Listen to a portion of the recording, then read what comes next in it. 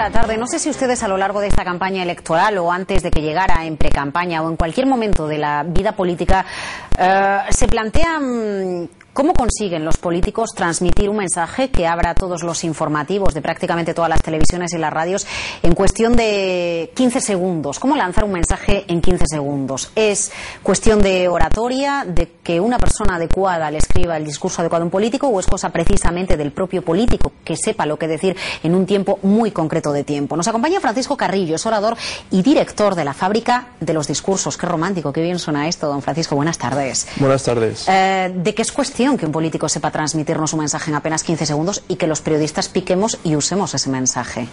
Bueno, en primer lugar, el político tiene que tener claro el mensaje que va a decir. Tiene que tener algo que decir, algo que sea novedoso, que sea fresco.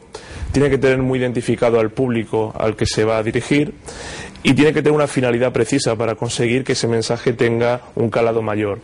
Todo esto lo puede rodear efectivamente luego de otras sustancias, digamos, relacionadas con la oratoria, donde el mensaje, pues, además ser simple, sea breve, aporte un carácter humano, personalista, todo lo que le otorga credibilidad a ese político y que asimismo le exporta una confianza de cara al ciudadano. Pero cuando alguien le escribe el discurso a un político, siempre tiene en cuenta cuál va a ser el corte de voz o el total que van a usar los medios de comunicación. Eso influye. En esta época de medios de comunicación, el titular, el total que se llama, suele ser muy relevante. Pero a fin de cuentas lo que está detrás es la repetición de unos valores, de unas ideas, de unos principios, de un mensaje.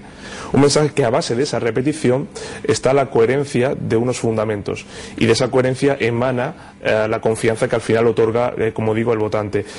Luego está la expresión, que debe ser lo más natural y lo más auténtica posible para que el votante te vea como una persona recta, una persona coherente, una persona, como digo, creíble, y luego ya trabajar otro tipo de fundamentos. Pero en esos 15 o 20 segundos se concentra gran parte del trabajo anterior, pero no lo resume todo. La Fábrica de Discursos, ustedes escriben discursos para los políticos, entiendo. Eso es. Para los que están actualmente en activo. Eso es. ¿Llevan la oratoria, enseñan oratoria a políticos que estamos siguiendo en estos días? Aunque no me pueda decir nombres. Enseñamos oratoria a políticos actualmente conocidos, otros que no tienen tanta cancha mediática, digamos, pero también enseñamos a todo tipo de profesional que considera que debe mejorar su comunicación, porque la oratoria, siempre decimos lo mismo, yo siempre defiendo lo mismo, no solo sirve para el desarrollo profesional, sino que la oratoria ante todo es vivencial, te sirve para tu desarrollo vital, tu desarrollo diario, cotidiano, para mejorar también la comunicación con tu familia, con tu pareja, con tus hijos, con tus amigos, con lo cual, al margen de la política, trabajamos también con aquellas personas que quieren hacer de la oratoria esa herramienta poderosa para transformar sus vidas. ¿Tenemos buenos oradores políticos en España o empresariales? Los líderes empresariales tampoco se podían tanto hablando. Hay cosas que mejorar, cierto, pero tenemos buenos referentes, que además España es un país con una trayectoria longeva de buenos oradores, y ahora tenemos realmente a políticos que sí pueden manejar con solvencia un mensaje. Pongo siempre el mismo ejemplo.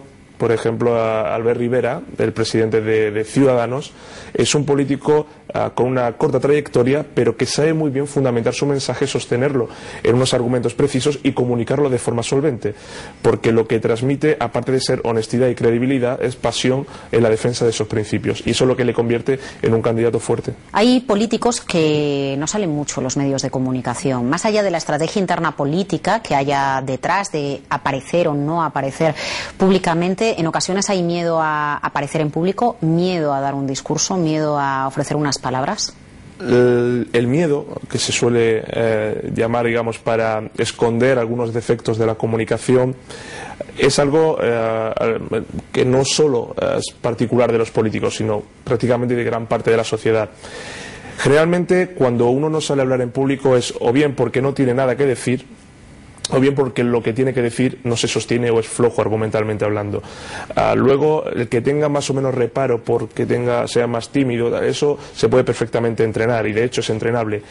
pero de fondo al final siempre está la solvencia y la sustancia del mensaje. Siempre estamos en ese juego, en ese equilibrio entre la forma de comunicar un mensaje, lo que sería el envoltorio, el embalaje, y el fondo propiamente de ese mensaje, lo que sería el caramelo, que es lo que al final el votante, el ciudadano quiere.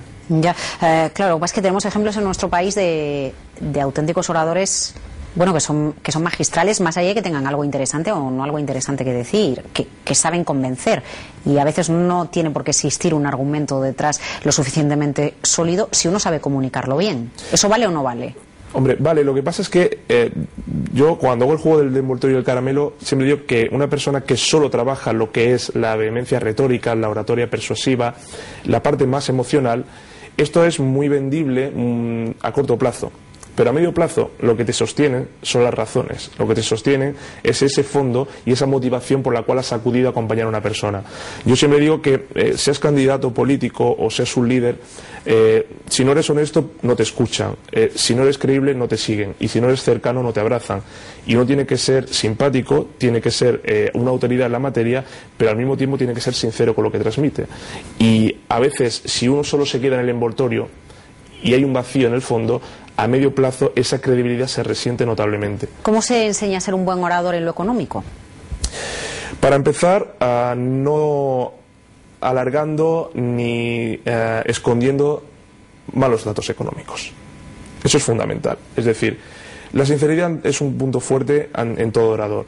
Y la economía, que es una ciencia en la que la mayoría de la sociedad no está avezada en ella, lo que tiene que hacer un orador económico es hacer el lenguaje sencillo. Cuanto más simple y más breve haga el lenguaje económico, mejor lo van a entender y más le van a escuchar.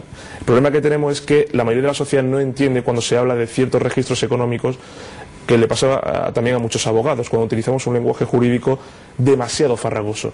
El orador económico es igual, breve, simple y convincente, y con pocas palabras. Y con eso, con esa concisión, es como uno intenta ser o va a ser más creíble, ¿no? Fíjese, bueno, usted sabe mucho de eso, ¿no? De la importancia de la oratoria a lo largo de la historia del siglo XX, de los políticos o de los dictadores. José Coello. A lo largo del siglo XX, la oratoria se ha convertido en un valioso instrumento para afrontar tensiones políticas, declives económicas o tragedias. ¿Quién nos recuerda a Franklin Delano Roosevelt pidiendo a la población confianza para afrontar el crack del 29 y asegurando que no hay que tener miedo al miedo?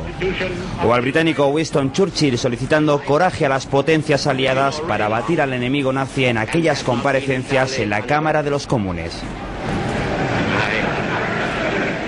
Precisamente el líder nacionalsocialista Adolf Hitler, de quien decían que pasaba horas frente al espejo ensayando sus discursos, arengaba bajo términos bélicos e inquisidores, pero sin duda efectivos a tenor de los millones de seguidores que la Alemania nazi logró embaucar.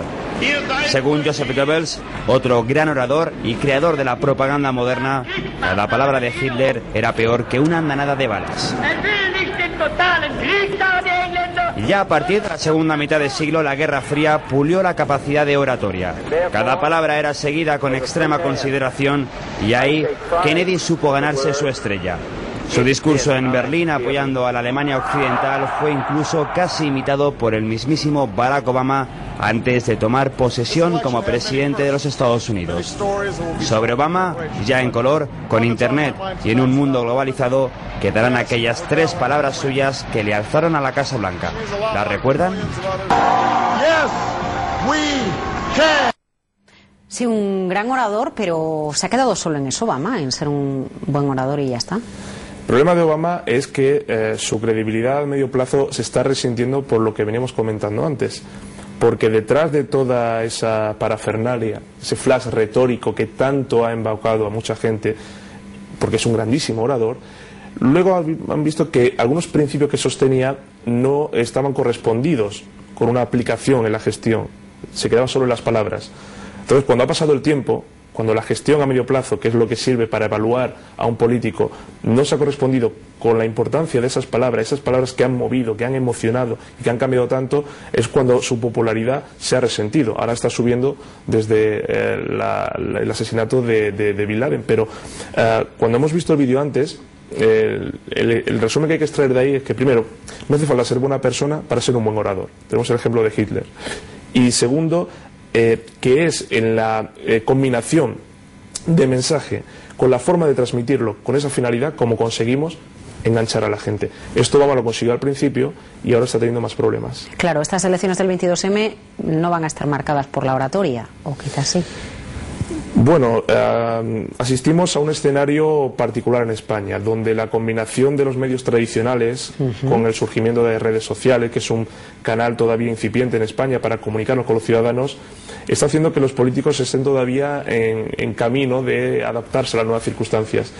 Al final, el político tiene que ver al ciudadano como eso, como ciudadano, no como votante coyuntural, sino como ciudadano estructural, porque el político, antes que político, es ciudadano también. Entonces, si lo ve como ciudadano y se acerca a él, le atiende, seguramente el ciudadano le entenderá.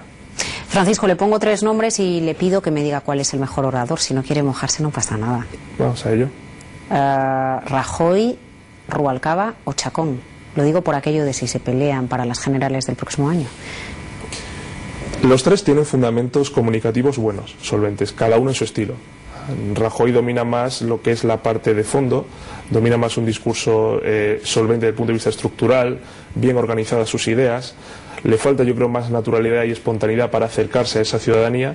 Rubalcaba es el prototipo de comunicador eficaz, un comunicador que sabe hacerse sus propias preguntas y responderlas, que sabe dominar el lenguaje sencillo, claro, contundente, breve, que da titulares y muchos totales. Y Carme Chacón aporta la naturalidad y la frescura que te da una mujer que sabe transmitir, que es fresca, que es sencilla y que también es campechana. Las mujeres tienen un peligro, pero tienen una dificultad respecto a los hombres, y es que se la evalúa con más rigor, se le evalúa con más gravedad y se le perdonan los errores de forma mucho más dolorosa que a los hombres. ¿Pero en la oratoria o en la puesta en escena? Porque en el caso de una mujer política sí, ahora quizás ya menos, pero hasta hace unos años la chaqueta que llevaba se tenía en cuenta, cuando en un hombre no se tenía en cuenta la chaqueta que llevaba. Yo creo que en todo, tanto en la imagen como en el propio discurso, se analiza mucho más, se tienen más en cuenta los errores. Ambas cuestiones, la mezcla de ambas cuestiones. Francisco Carrillo, director de la Fábrica de Discursos, gracias por acompañarnos. Gracias a vosotros por invitarme. Nos vamos a la tertulia de cierre de mercado.